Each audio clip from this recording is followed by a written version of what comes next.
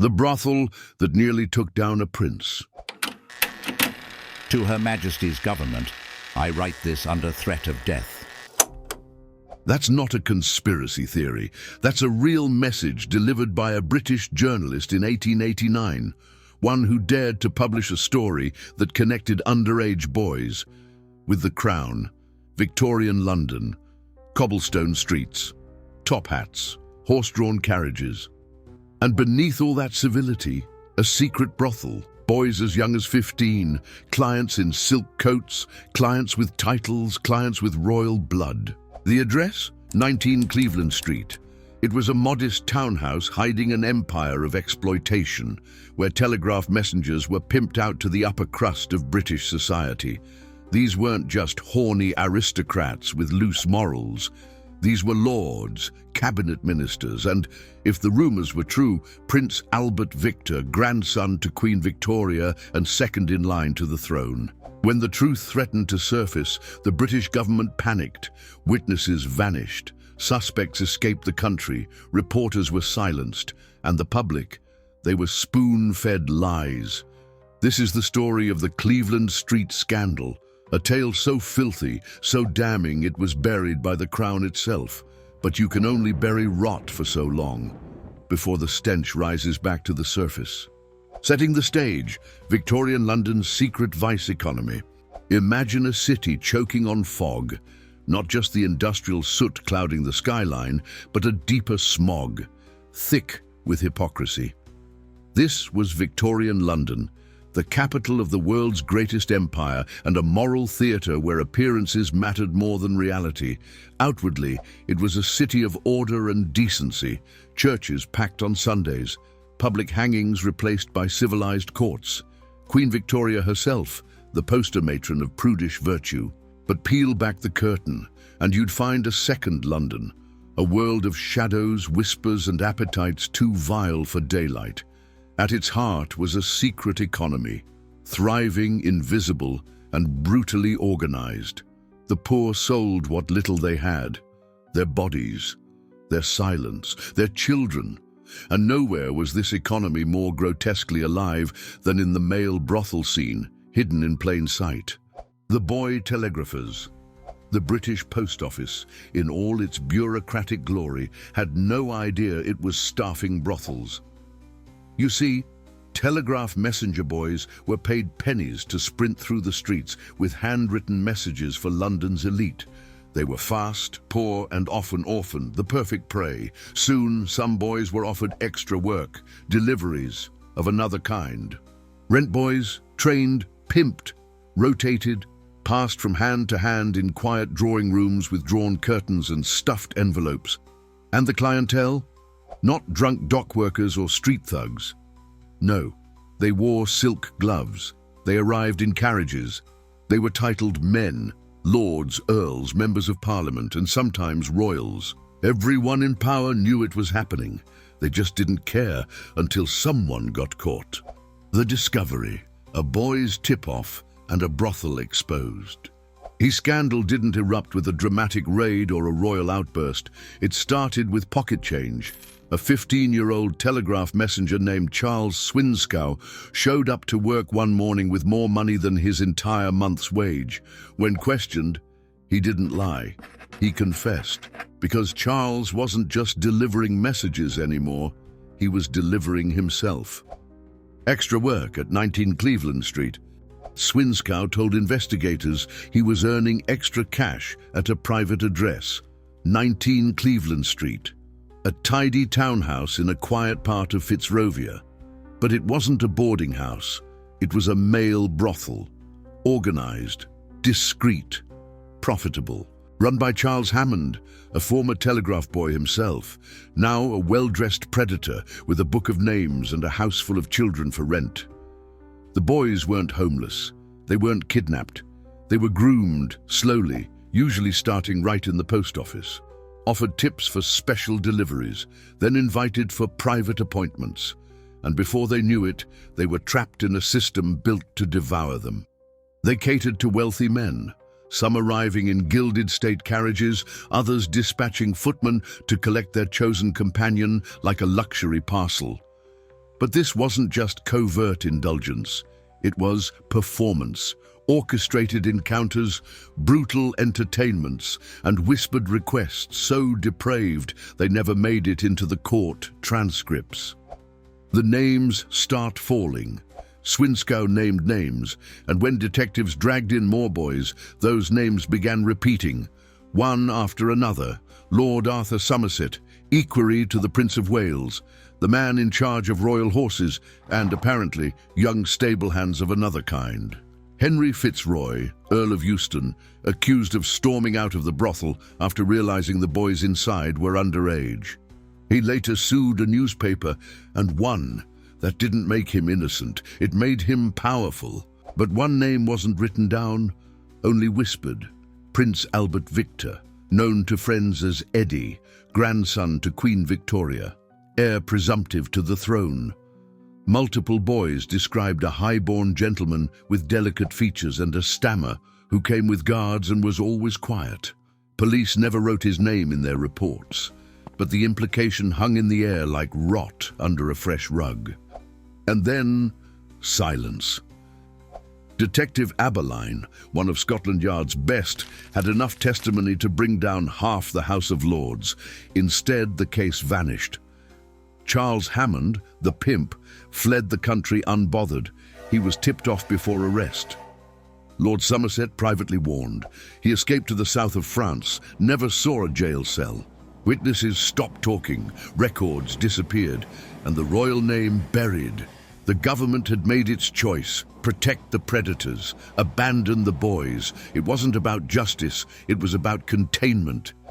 The clients, aristocrats, officials, and royalty? The truth was simple. 19 Cleveland Street was never meant to be discovered. It didn't serve common perverts or gutter degenerates. It served the ruling class. And that made it untouchable. The names that came out during the investigation read like a who's who of the British Empire. Lord Arthur Somerset, the Crown's animal handler. He wasn't just a nobleman, he was equerry to the Prince of Wales. His job was to handle royal horses. Apparently, he liked handling other things too. Multiple boys named Somerset. He paid well. He liked them young, and he liked them trained, quiet, obedient, and disposable. When the case reached his name, what did the British government do? They didn't arrest him. They gave him a warning, a gentleman's courtesy call. You may want to leave the country, old chap. And he did. Somerset fled to France with his reputation and skin intact. No extradition, no charges, no courtroom. The British legal system rolled over like a lapdog. Henry Fitzroy, Earl of Euston, mistaken identity. Then there was Euston, the Earl who claimed he only accidentally walked into the boy brothel thinking it was a respectable establishment. Right. He claimed he saw boys, panicked, and left immediately. But multiple witnesses, including a male sex worker named John Saul, placed him inside the house, frequenting it and paying. Still, Euston wasn't charged. Instead, he sued a newspaper for libel and won, because in Britain truth didn't matter. Title did. The Phantom Prince, Albert Victor, or to his friends, Eddie. And then we reach the royal elephant in the room, Prince Albert Victor, Queen Victoria's grandson, the man next in line to the throne. A quiet, fragile figure with a history of sexual rumors trailing him like a funeral veil. At least 3 separate boys described a mystery client with royal bodyguards, who always arrived at night and was referred to by others as a very important person. Detective Abberline knew who it was. So did the Home Secretary. So did the newspapers. But the prince's name was never printed. Instead, there was an organized media blackout coordinated by the Crown and the Cabinet. Files disappeared, witness statements were lost, certain court documents were sealed or edited beyond recognition. The official line was simple: Prince Eddie was never there, even as the walls were closing in. A rotten system top to bottom. This wasn't a one-off scandal. It was a mirror held up to power, and it reflected pure rot. The legal system bent at the knees. Scotland Yard muzzled itself. The newspapers played dumb. And the royal family? Untouchable. The Cleveland Street scandal revealed what everyone already knew but never said, that in Britain there is no justice, only hierarchy, and if you're high enough on the ladder, you can brutally attack children and walk away, so long as you wear a ring or a crown. The cover-up, vanished witnesses, blocked justice. At first, it looked like justice might actually happen. The police had witness testimony, they had names, they had the location of the brothel, the identities of the boys, and even a trail of money changing hands between aristocrats and the house at 19 Cleveland Street. But then, everything stopped.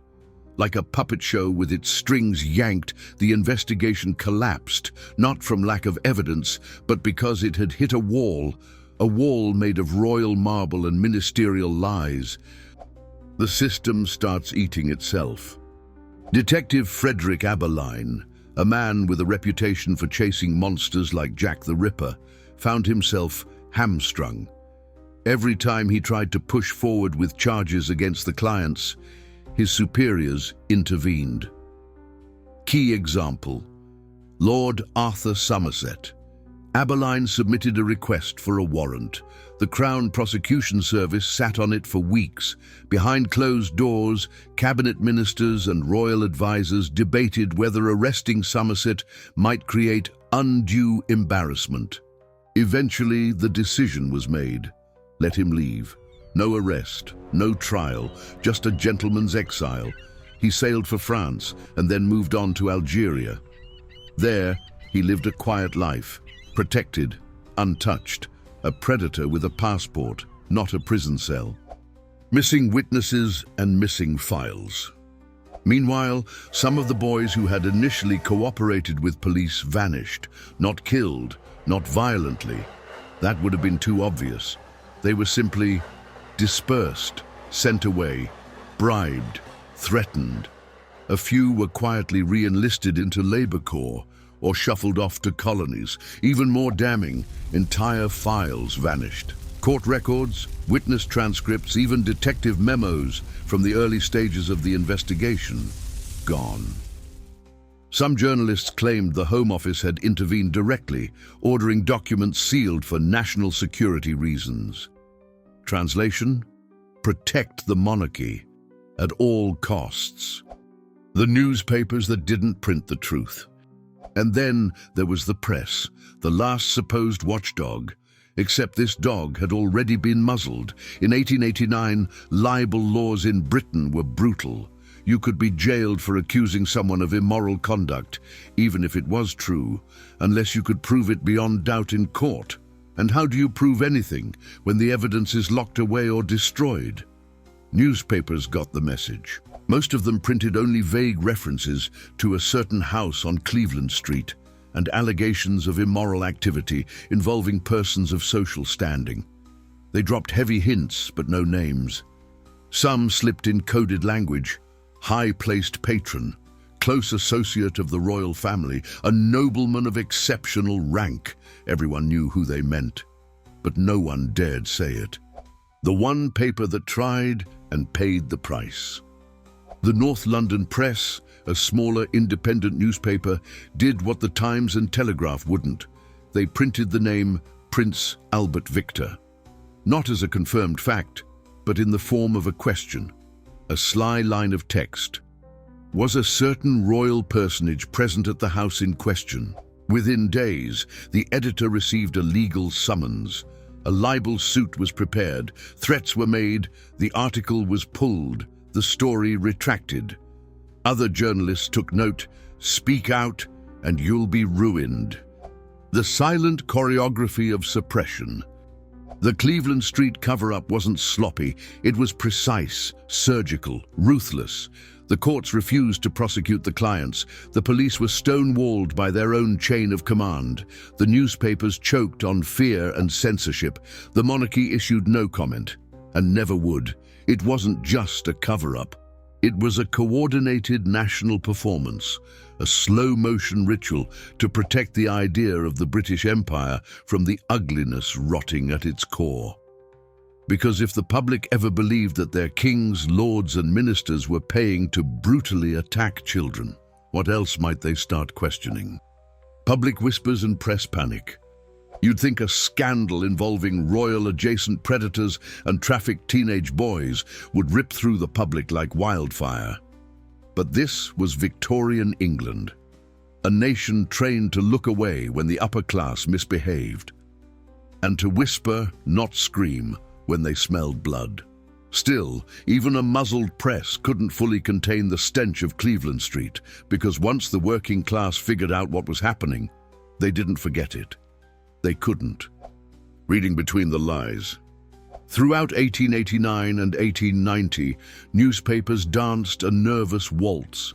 No names, no direct accusations. But the public wasn't stupid. They saw the patterns.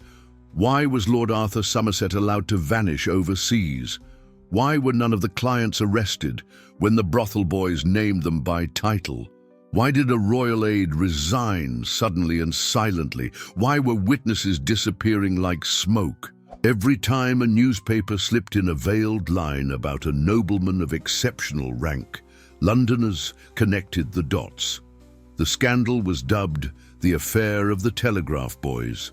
And among the working class, in pubs, alleyways and labour halls, the truth was an open secret. Political satire with teeth. If the broadsheets couldn't speak plainly, the pamphlets could. Underground political cartoonists and radical writers took aim with venom. Caricatures of Queen Victoria with blindfolds over her eyes, standing in front of a brothel door. Headlines like, "A crown polished with the blood of boys," leaflets calling the House of Lords a house of perverts in powdered wigs. Even in Parliament, the tension cracked. A few liberal backbenchers tried to raise the issue in coded language. One referred to it as a moral failure among men of rank. He was shouted down. The Conservatives, terrified of a public revolt, shut debate immediately. The fear beneath the panic. Why such desperation to hide the truth? Because the establishment knew this was no isolated incident. If people accepted that lords, cabinet members, and possibly a future king had bought access to something the public was never meant to know about, they might start questioning everything. What else was the monarchy hiding? How many other brothels like Cleveland Street existed in Mayfair, in Westminster, in Whitehall? Who protected them, and why? The fear wasn't just about shame, it was about collapse, revolution. Because unlike past scandals, gambling, adultery, corruption, this one struck at something deeper, the sanctity of the ruling class. If the rulers can harm a child and walk free, what moral right do they have to rule? The pressure builds, then fades. For a brief moment, it seemed like the dam might break. Radical newspapers kept pushing. Foreign press in France and America openly named Prince Albert Victor.